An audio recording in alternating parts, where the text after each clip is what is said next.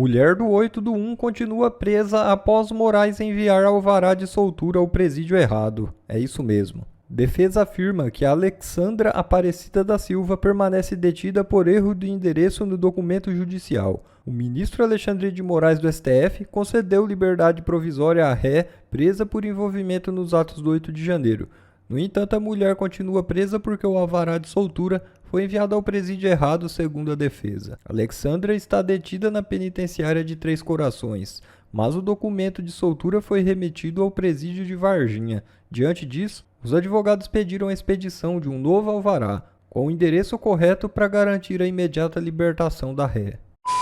E Fux pede para fazer revisão em voto de julgamento que condenou Bolsonaro. É isso mesmo. O ministro Luiz Fux pediu para fazer ajustes em seu voto no julgamento que condenou Bolsonaro. Fux já havia liberado seu voto para elaboração do acórdão, mas solicitou o documento novamente para fazer ajustes. Com a revisão do ministro, a elaboração do acórdão, que será publicado com os votos do resultado do julgamento, será atrasada e impedirá que Bolsonaro vá para a cadeia logo de imediato. Fux foi o único dos ministros da primeira turma que votou para absolver Bolsonaro. Quando o acórdão for publicado, as defesas dos réus terão 5 dias para entrar com um principal recurso para contestar a condenação. O principal que deve ser usado é chamado de embargos de declaração. Os embargos permitem apontar eventuais contradições, omissões ou obscuridades nos votos dos ministros e, com isso, tentar reverter o resultado do julgamento. É impressionante como que os maiores escândalos, os mais perigosos para o PT, para a esquerda e para o Lula, são justamente os escândalos que a imprensa finge que não existem. E a imprensa agora está fazendo um esforço fenomenal para fingir que não aconteceu um escândalo da denúncia da delação do ex-chefe de inteligência do Hugo Chávez, Carvajal, El Pollo, como é conhecido, de como o PT e o Lula receberam dinheiro de corrupção durante as suas campanhas da Venezuela para cá e até do narcotráfico. Tem uma jornalista no Brasil, que é a Lisa Robson, que investiga essa situação, que entendeu a gravidade disso e já investiga esta denúncia, né, do Carvajal desde antes dele ser transferido para os Estados Unidos, quando ele ainda estava na Espanha. A Elisa Robson é uma jornalista investigativa que foi a primeira a falar sobre isso. Inclusive, num podcast que eu tinha há 3 anos atrás, ela foi lá, participou, falou tudo e a imprensa rotulou como fake news. Pois agora que saíram esses novos documentos, e também na imprensa latino-americana, menos da brasileira, mas na imprensa latino-americana que saiu sobre essa denúncia, ela participou de uma live com a Ludmila Lins Grillo, que todo mundo conhece, que é uma juíza brasileira que está exilada no Brasil, nos Estados Unidos, justamente porque ela denunciou os crimes do Alexandre de Moraes e do STF. Mas só escuta isso daqui para você entender a gravidade e por que a imprensa está se esforçando tanto para colocar isso em silêncio. Agora tivemos a notícia de que ele decidiu apresentar documentos e provas de que a PDVSA financiou PDVSA é meio que a Petrobras, é a estatal petrolífera da Venezuela, tá? Legalmente a campanha de Lula no Brasil. Eles me autorizaram a conversar diretamente com o Carvajal, por meio eletrônico. Então, nós começamos a nossa conversa por meio eletrônico. Obviamente que toda a conversa, a única condição é que ela estava sendo monitorada pelo governo americano. Eu fiquei muito feliz porque, para mim, é uma segurança, né? Mostra ali, é bom que eles acompanhem toda a minha conversa, as minhas perguntas com ele, porque justamente me sinto bem, né? Em saber que eu não preciso me defender, que eu estou fazendo uma coisa correta e às claras, porque eles mesmos estão acompanhando. Então, cada pergunta e cada resposta dele, nessa conversa que eu tive agora diretamente com ele, que para mim já foi, como você disse, subir um degrau. Isso foi muito importante, tanto para mim como jornalista, poder conversar direto com a fonte, sem intermediários, quanto para esse papel de investigação que a gente está fazendo, que é mais interessante ainda.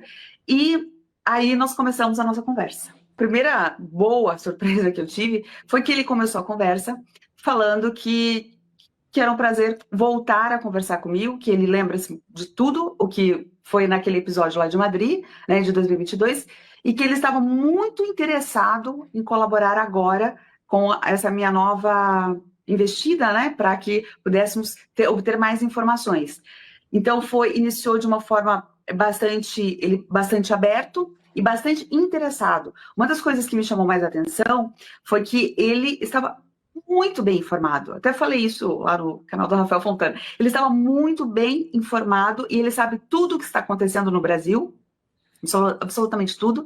Ele acompanha todas as informações e principalmente toda a pressão que está acontecendo em relação ao secretário Marco Rubio e também Alexandre de Moraes. Então, ele sabia... Poderia dizer para a gente mais ou menos a visão dele sobre isso que está acontecendo no Brasil? Sim, eu perguntei, né? Foi aprofundando a conversa e eu queria entender também essa percepção dele, né? O que ele estava achando. E ele continua, ele insiste, né, que Lula é um criminoso como Nicolás Maduro. Vocês ouviram essa parte? Vamos voltar aqui só um pouquinho. O que o Carvajal falou do Lula? É um criminoso como Nicolás Maduro. Ele insiste, né, que Lula é um criminoso como Nicolás Maduro. Esse aí, que falou que o Lula é um criminoso como Nicolás Maduro, é o Carvajal, que está condenado a 20 anos de prisão por narcotráfico, narcoterrorismo. Era o braço direito do Hugo Chávez e foi responsável por mandar dinheiro de corrupção da Venezuela para partidos e líderes de esquerda e da extrema esquerda na América Latina. A Venezuela, através da corrupção e do narcotráfico, ajudou a eleger os principais nomes da esquerda na América Latina. Dentre os nomes estão Lula, Kirchner, tá lá Gustavo Petro, vários outros, né, Evo Morales, mas ele fala que Lula é tão criminoso quanto Maduro. E tem uma coisa, ele tem provas. Ele diz que tudo que ele tá falando ele consegue provar. Você imagina uma coisa dessa, cara? Se fosse com Bolsonaro um negócio desse, o Brasil tinha a imprensa brasileira tinha parado, tá? Com Lula, nada. Jornal Nacional não fala nada. Fantástico, não fala nada. Eu não vi uma matéria no Estadão nem na Folha de São Paulo. Só que o cara tá na justiça, tá preso nos Estados Unidos e o Departamento de Justiça dos Estados Unidos está tendo acesso a essas informações e vão usar isso para mais sanções contra o Lula. Agora você imagina uma Magnitsky contra o Lula. Cara, esse povo não tá entendendo. Todos os crimes dessa facção criminosa chamada PT virão à tona e eles serão responsabilizados por tudo que eles fizeram. Não pela justiça brasileira, infelizmente. Quem sabe um dia, né? Por enquanto, vai ser pela justiça dos Estados Unidos. A nossa Suprema Corte deveria mudar o nome de STF, Supremo Tribunal Federal, para STV, Supremo Tribunal da Vingança. E ele tem dois focos de vingança. O primeiro, obviamente, é o Bolsonaro. A vingança que eles têm vontade de impor sobre Bolsonaro é o ódio, porque Bolsonaro despertou a população para a podridão que acontece no sistema político e judiciário brasileiro. Por ter despertado a população a ponto de que eles perceberam que hoje nós vivemos numa ditadura do judiciário. O outro ponto focal desse Supremo Tribunal da Vingança é o pessoal da Lava Jato. Afinal de contas, a Lava Jato prendeu e condenou os grandes amigos, os grandes colegas e parceiros desse Supremo Tribunal Federal. Inclusive, durante as investigações da Lava Jato, citou-se até mesmo o nome do Dias Toffoli, que foi onde saiu o inquérito das fake news, quando ele proibiu que aquele artigo sobre o amigo do meu pai fosse publicado na revista Cruzoé. E a partir daí, começaram a perseguir todo mundo como se fosse pela democracia. Vamos lá. Sérgio Moro estava numa festa junina. O senador Sérgio Moro. E eu não sou um dos maiores fãs do Sérgio Moro, quem me acompanha sabe disso. Mas a verdade seja dita. O que estão fazendo contra o senador Sérgio Moro é uma aberração gigantesca. Sérgio Moro estava numa festa junina. E de acordo com a imprensa, ele disse isso aqui, ó. STF acolhe denúncia e Sérgio Moro vira réu por piada contra Gilmar Mendes. E qual foi essa piada que ele disse? Vamos dar uma olhada? Não, isso é fiança, instituto, para comprar um habeas corpus do Gilmar Mendes. Não, tá muito... Aqui, ó. Para comprar um habeas corpus do Gilmar Mendes. Você sabe que nas festas juninas existem aquelas jaulas, aquelas cadeias, onde você paga lá, sei lá, R$5, R$10, e a pessoa tem que passar 10 minutos na cadeia, certo? E a não ser que ela pague a fiança. É uma forma de arrecadar dinheiro dentro das festas juninas. Isso é muito comum. O Sérgio Moro estava brincando que se ele fosse preso na jaula da festa junina, ele ia pagar a fiança ou pagar um habeas corpus do Gilmar Mendes. O que era uma piada. E aí Cara, nós chegamos num buraco tão absurdo. A Folha de São Paulo publica uma matéria hoje que eu achei excepcional. Então, assim, Lígia Maria, não a conhecia, mas vou acompanhar de agora em diante. STF virou piada. Supremo ignora a jurisprudência sobre crimes contra a honra em caso de suposta fala caluniosa de Sérgio Moro contra Gilmar Mendes. E é esse o tribunal que invade a seara do Congresso e se arvora a regular liberdade de expressão nas redes sociais. Então vamos lá. O motorista encosta num carro numa venda para pedir informação. Amigo, bom dia, eu estou precisando de um habeas corpus para um empresário investigado na Lava Jato, sabe onde é que eu consigo? O comerciante responde sem titubear. Habeas corpus é lá com Gilmar Mendes. Isso aqui, gente, foi do Porta dos Fundos em 2018. Porque naquela época, o Gilmar Mendes estava dando habeas corpus para todos os investigados que pedissem habeas corpus a ele. Todos os corruptos da Lava Jato, milagrosamente, eram protegidos por Gilmar Mendes. Vamos lá. Em junho, como vocês sabem, né, a jurisprudência brasileira tende a afastar o dolo dos crimes, ou seja, a intenção dos crimes contra a honra, quando há animus jocandi, ou intenção de fazer rir. A mais alta corte do país, contudo, vai no caminho contrário. Em junho de 2024, a primeira turma do STF aceitou a denúncia contra Sérgio Moro, feita pela PGR, que o acusa o senador de caluniar Gilmar Mendes. Nesse mês, formou maioria para rejeitar o recurso da defesa. Em um vídeo que viralizou em abril de 2023, Moro aparece numa festa junina.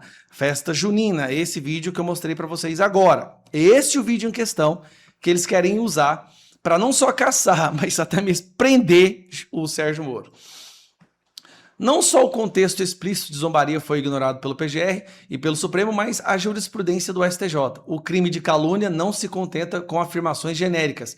É preciso descrever o fato específico, marcado no tempo, imputado à vítima, o que o xiste de Moro não faz. Ademais, como o vídeo foi postado por terceiro, diga-se, em abril de 2023, e se passa numa festa junina, Moro provavelmente nem sequer era senador. Assim, o caso deveria ser tratado na primeira instância, não no Supremo. É esse tribunal que invade a seara do Congresso e se arvora para regular a liberdade de expressão nas redes sociais, como mostra o interminável inquérito das fake news. A derrubada do artigo 19 do Marco Civil da Internet, o julgamento de um curso em curso no âmbito do trama golpista, que pode abrir precedente para criminalizar desinformação. O STF virou piada, sem graça, o que é pior. Folha de São Paulo publicando uma matéria dizendo que o STF virou piada. Bom, do jeito que as coisas estão indo, a Lígia Maria, acho que é o nome dela, né? Lígia Maria também está aqui. A Lígia Maria provavelmente também será colocada num inquérito e corre o risco de ser presa. Afinal de contas, ela está fazendo uma crítica racional, lógica à Suprema Corte brasileira, ou à Suprema Corte da Vingança. Eu estou falando sobre esse caso porque tentaram, um senador aqui de Goiás, o Vanderlan Cardoso, tentou fazer exatamente a mesma coisa comigo. Eu teci críticas a ele em um vídeo meu, que eu até me arrependo, eu adjetivei ele de vagabundo. Ele usou esse vídeo para falar para o Alexandre de Moraes que eu estava tentando abolir o Estado Democrático de Direito. E por ser assim sendo, eu deveria ser preso e pegar 8 anos de prisão, porque eu chamei um senador de vagabundo. Olha o que está virando o nosso país. O cara conta uma piada, 10 anos de cadeia. Mas é tudo pela liberdade de expressão, pela democracia. Eu não aguento mais isso, cara. Sinceramente, a gente tem que fazer uma maioria no Senado, ano que vem, custe o que custar, para botar o STF de volta na caixinha deles. E se Deus quiser, o impeachment do Alexandre de Moraes. Conflito Brasil e Estados Unidos. O que é que Marco Rubio e Mauro Vieira conversaram em segredo dentro daquela sala sozinhos, hein? Bom dia, bom dia, bom dia para você. Não só uma boa segunda-feira para você, mas uma boa semana. Que sejam abençoados os seus dias e abençoadores. Esse é um princípio bíblico. Nós somos abençoados para abençoar. Que por onde a gente vai, a gente possa levar a presença de Deus. Me responde uma coisa aí nos comentários. Você ficou curioso para saber o que o secretário de Estado americano, Marco Rubio, e o chanceler brasileiro, Mauro Vieira, conversaram naquela reunião em que os dois estiveram lá em Washington? Conta aí pra mim, se tá curioso pra saber o que conversaram sobre tarifaço, sobre abusos, censura, Alexandre de Moraes, futuro do Brasil. Dessa conversa saíram 3 coisas, gente. Primeiro, saíram aquelas fotos entre os dois. Segundo, saiu uma nota conjunta dos dois países sobre o encontro, em que eles se comprometeram a continuar o diálogo. Mais uma vez, né? Diálogo, vai ter diálogo, ou seja, o governo não chegou a lugar nenhum. E, em terceiro lugar, saíram várias notinhas aí na imprensa governista, enaltecendo o governo Lula por ter conseguido essa reunião. Mas e a verdade, hein? E a verdade? Porque as notas de governos, muitas vezes, funcionam mais como uma propaganda do que como uma descrição da verdade, do que aconteceu realmente. Qualquer jornalista que se preze, ele vai tomar uma nota do governo como um ponto de partida e jamais como um ponto de chegada para a sua matéria. E é isso que eu vou mostrar para vocês agora.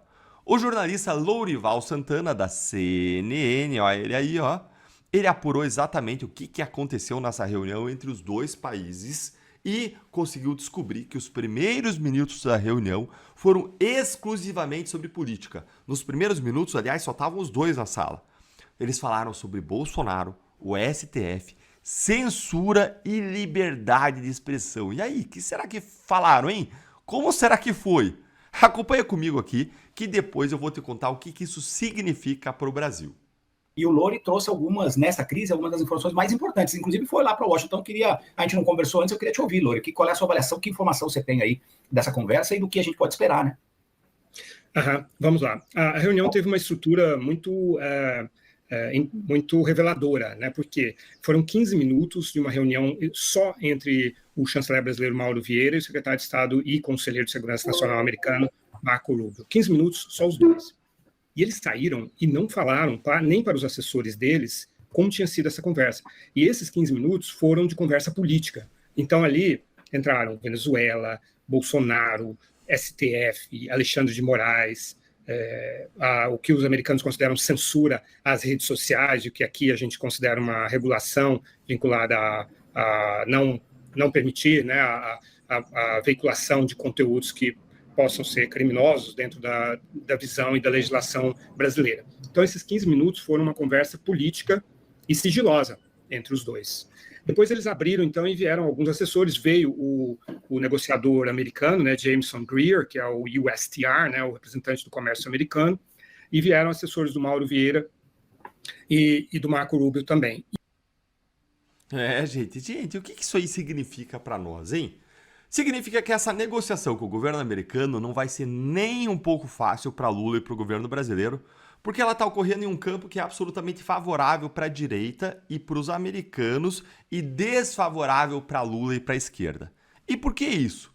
Porque nesse campo político, Mauro Vieira e o governo Lula eles não vão conseguir provar ou convencer o governo americano de que não existe um regime de censura no Brasil, de que não existem ordens ilegais de Alexandre de Moraes, inclusive não existem ordens ilegais contra americanos, de que não existe lawfare ou de que não existe perseguição contra Bolsonaro. E não vão conseguir justamente porque pessoas muito próximas ao governo americano já sentiram tudo isso na pele e sabem o que é verdade. E aí o governo brasileiro não tem bons argumentos quando o tema da conversa é esse. E por que não tem bons argumentos? Porque os fatos não ajudam. Os fatos são duros.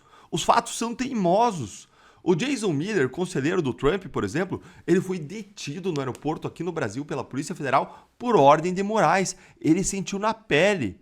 O Elon Musk, com tudo que o Moraes fez contra ele, contra o X, contra a Starlink, também sentiu na pele. E ele estava com o Trump na campanha ou então dentro do governo durante a maior parte desse tempo.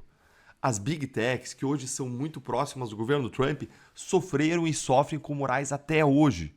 O Moraes persegue cidadãos americanos e gente que reside legalmente lá nos Estados Unidos, como Flávia Magalhães, Alan dos Santos, Rodrigo Constantino, Ludmila Lins Grilo, Paulo Figueiredo e outros.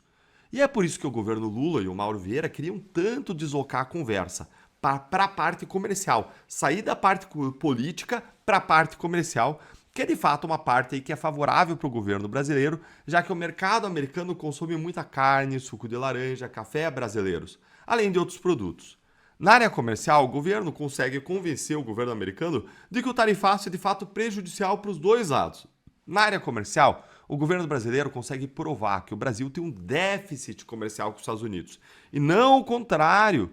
O Trump tinha dito que existiria aí não um déficit, mas um superávit brasileiro, mas o Trump está equivocado aí. Só que o Trump destacou justamente o Marco Rubio para a negociação, ou seja, alguém da área política e não da área comercial, mostrando que o que ele quer priorizar na conversa com o Brasil é a parte política. E não Scott Bessent do Tesouro, que trata de questões comerciais e é quem trata das tarifas, por exemplo, com a Argentina. Ou seja, para destravar as negociações e reduzir ou eliminar o tarifaço, algo que todos nós queremos, o Brasil vai ter que dar um passo atrás na censura, nos abusos, nas perseguições e talvez mudar ou repensar seu posicionamento em relação à Venezuela, guerra da Ucrânia, Hamas, em relação a BRICS. Agora, o problema disso é, quando a gente fala de abuso, censura, perseguição aqui, o STF está disposto a dar esse passo atrás? Os ministros vão nos arrastar a todos junto com eles, sofrendo a Magnitsky eles, e vão nos arrastar junto com eles por o buraco, hein? Me conta aí sua opinião nos comentários, se tem humildade lá no STF ou se tem um ego do tamanho supremo que vai nos arrastar junto com eles pro buraco. Bom, pessoal, esse foi mais um vídeo. Eu espero que vocês tenham gostado. Se vocês gostaram, deixa o like aqui para fortalecer nosso canal. Logo eu volto trazendo mais informações da política para vocês. Um forte abraço, fiquem todos com Deus e até a próxima.